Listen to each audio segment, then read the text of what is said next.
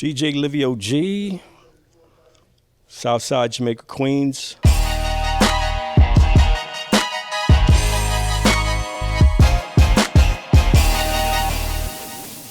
Southside Queens was, you look back right now today, or if you even go back to the 80s or whatever, late 80s, where we had this negative. For some people, it's not even negative. Whatever it is, we were known as cop killer Queens and all this other stuff. The ghetto. For me, when we moved to Queens in 1970,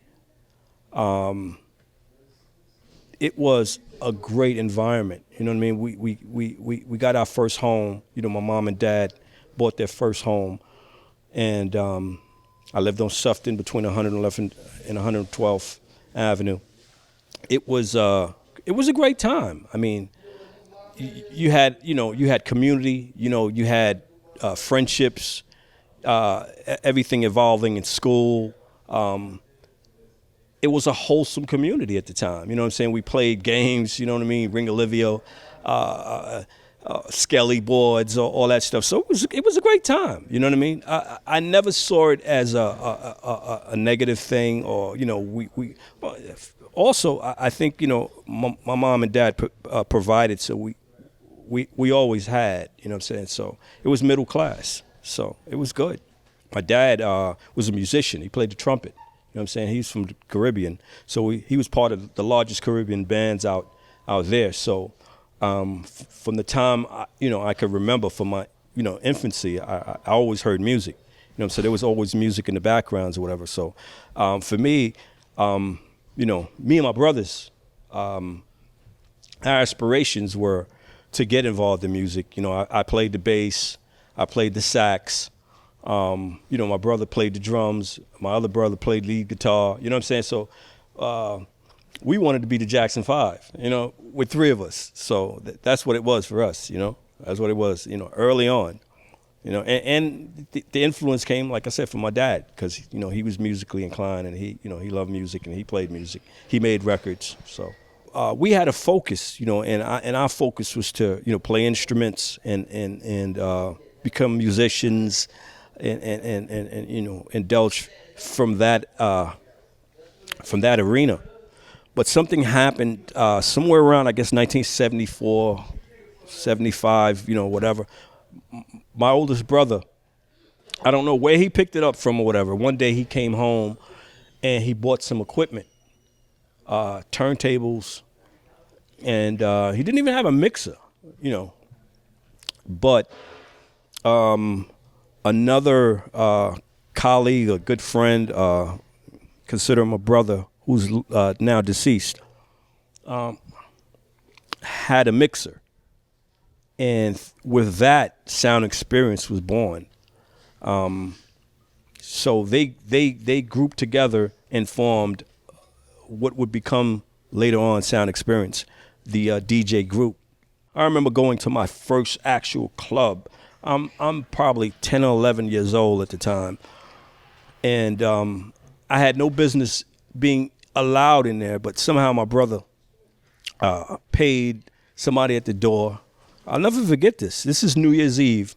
Paid. Club was Nell Gwynn's, and you really got to go back to know Nell Gwynn's. Anyway, I'm in there that night, and that sparked everything, I think, in a sense, because the club experience, the fact that there was, this vibe, this electric music going on, and this mixing and stuff like that. And I mean, it's still primitive at the time, but I think that started the love of the craft itself. But then as things progressed, there were groups such as, I think probably like one of the earliest influences for me was King Charles, New Sounds, because they had huge sound systems that sounded great.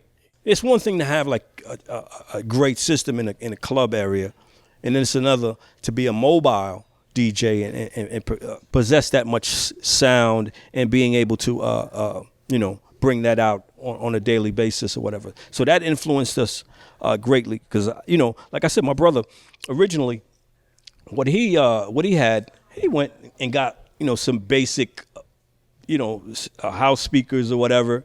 And we quickly learned that was not the route to go. You know what I mean? Even though at that time I wasn't even a part of the group. Well, if you're talking about 1972, 73, that time, the most you would get is some bands. It was the band era, you know what I mean, in the parks.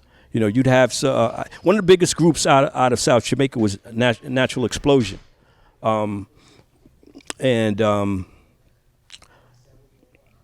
I'd say shortly after that, the DJ era, kind of caught our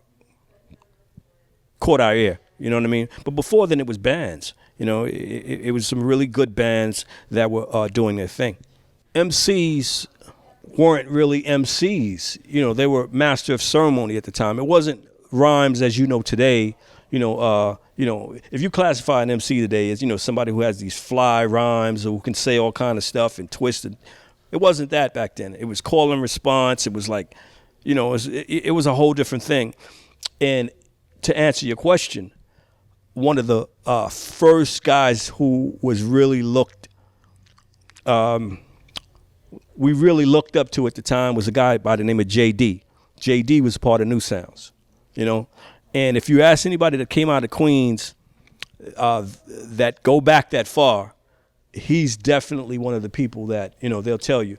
Either they don't remember, but if they do remember, JD from New Sound. And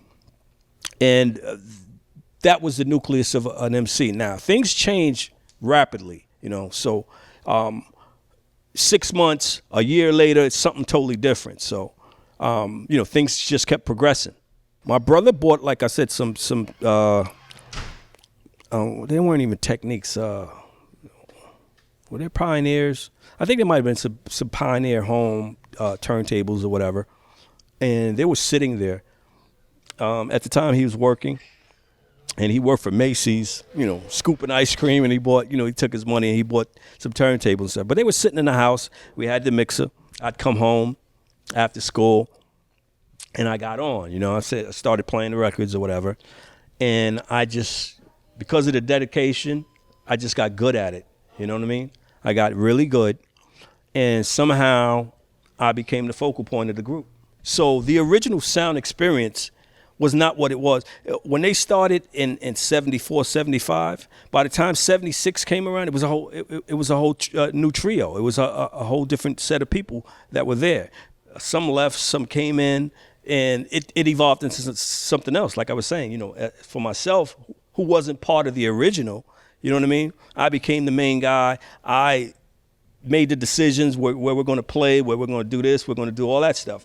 And, at the time, I'm like 12, 13 years old, I'm 12, 13 years old. So there were community centers, that was one of the main places. And I guess parties that, individuals might be throwing, like friends and family members and things of that nature. We're talking, 74, 75, 76.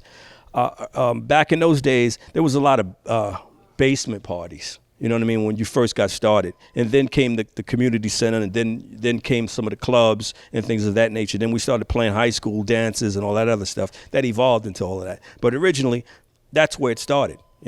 That's really where it started. And then the parks.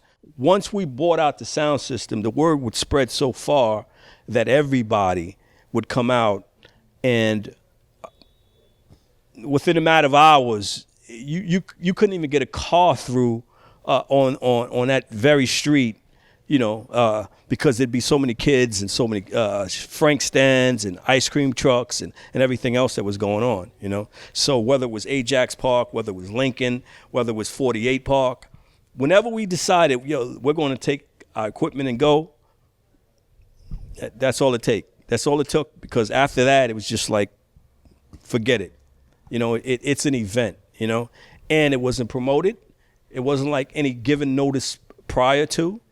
It was instantaneous. We'd basically go, and the word would just spread. We evolved into breakbeats, and I'm going to give credit to I guess the Bronx, and people like Flash. One of my earliest experiences was one night we played with them, him and Melly Mel. It was before the Furious Five. And he had Mardi Gras, Bob James. And he was just like destroying this record, destroying it. And Melly Mel was just like his setup. And Darth Vader of the crossfader. No one sliced greater than Grandmaster Flash. He sets it all up, and then he just goes in and wrecks it. I'm like, wow. Defining moment. Because after then, it was just like, okay, you know what? The fact that he had that record and nobody else had it, and nobody else, at least in our circle, knew what it was, really made it special. So then came the hunt. So then it became about, okay, you know what can we find, or what records you're gonna, you know what I mean?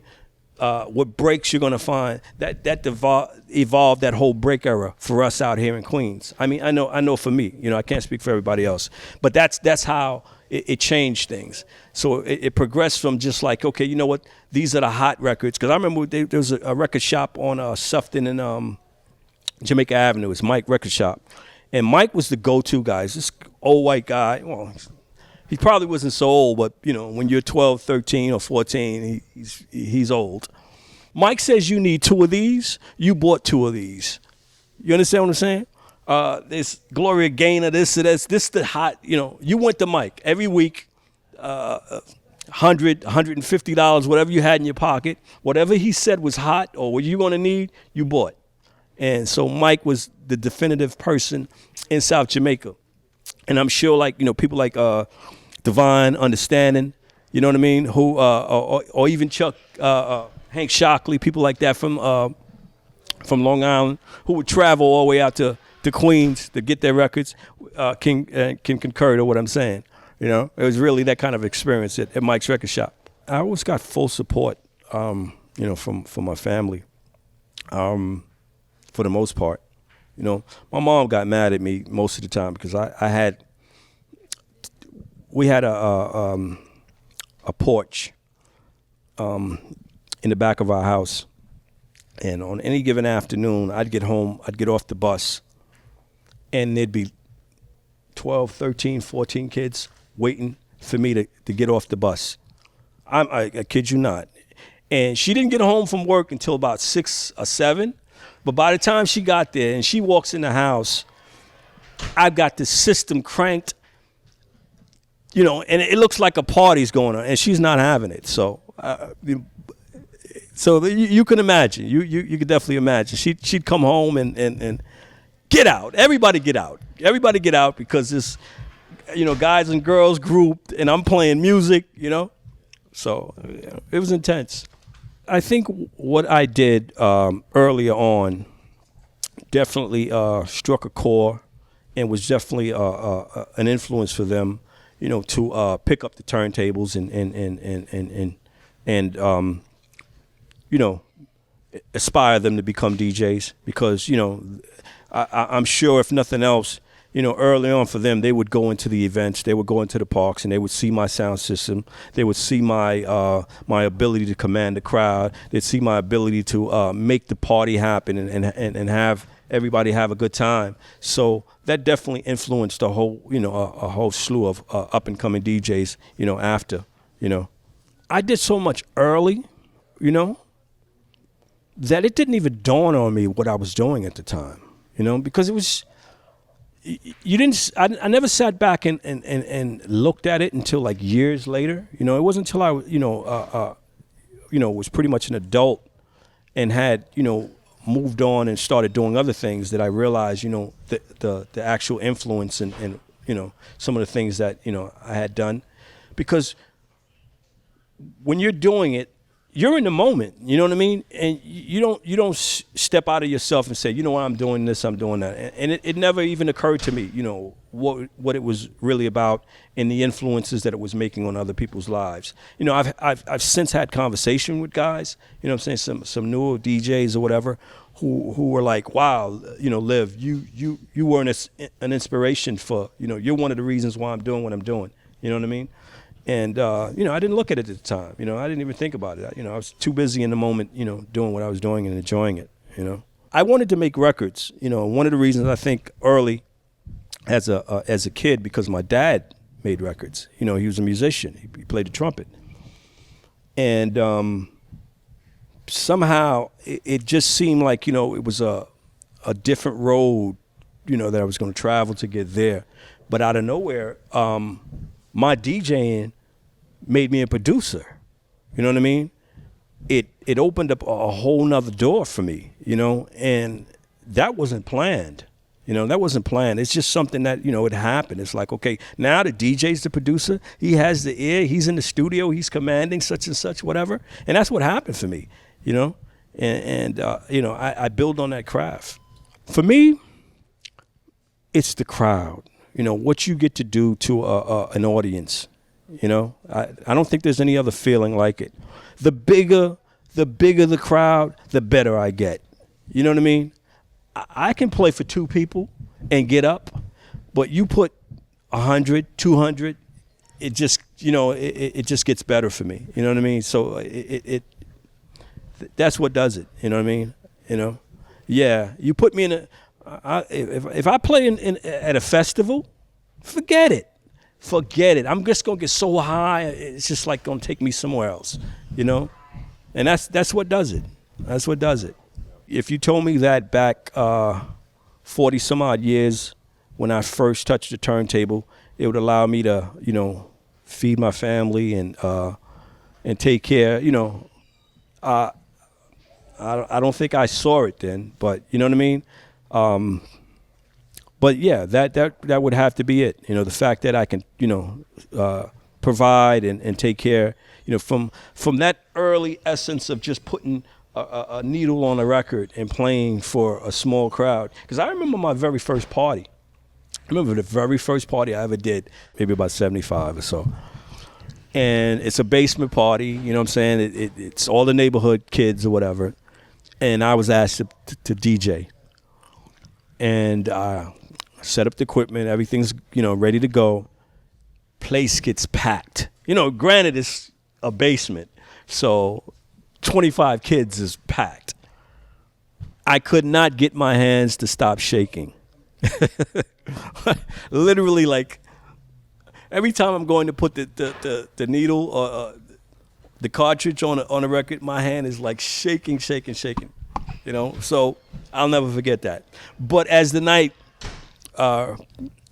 went on, it just got better, and I got over it, and I think that was the moment, But I can always remember I can't get my hands to stop shaking. I can't get them to stop shaking. I think the legacy is such that I inspired others to want to do what they're doing now. You know what I mean? In various forms. Some of the people I looked up to, in regards to from a career standpoint, maybe I'll do the same for them. You know what I mean? Because when I saw Russell Simmons in the early '80s, who I used to see, in Jamaica, giving out flyers or whatever, aspired to be what he became. That was the catalyst moment for me. You know what I'm saying? It said to me, hey, listen, you can do, a lot more, or you can achieve some of the things that you see, within your grasp. So I think that's probably it. Some of the guys that might have been in some of those park jams, who might have been behind the ropes looking at me at the time. You know what I mean? I think that might have did it for them.